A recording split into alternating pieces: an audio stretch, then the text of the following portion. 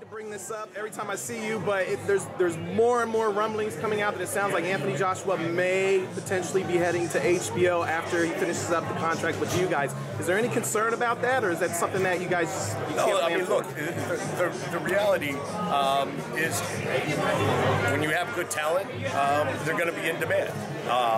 And the fact that those fighters are in demand by other networks means, we did a good job in promoting them. And so I look at it as a compliment.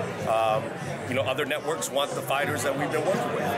That, among other things, tell me we're doing a good job developing talent, featuring talent, promoting talent.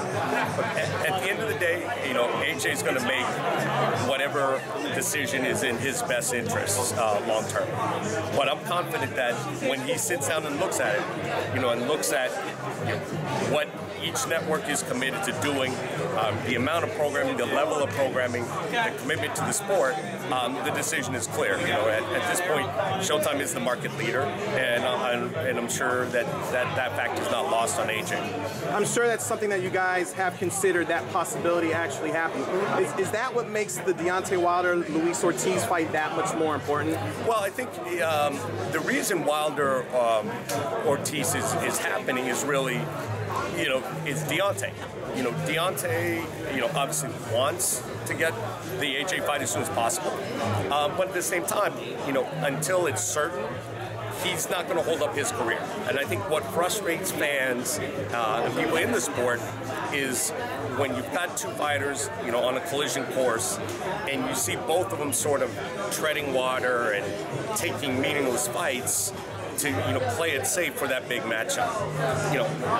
It's frustrating to fans. It's frustrating to everybody in the sport.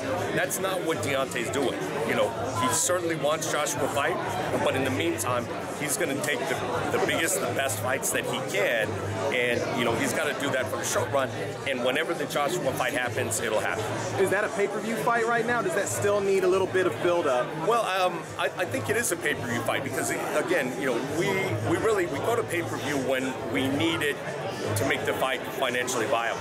And with the kind of money that Joshua is making in the UK, he's got expectations. He's got a certain market value, and really it deserves to be it. So it's a filet mignon fight, and you're going to have probably be at filet mignon prices.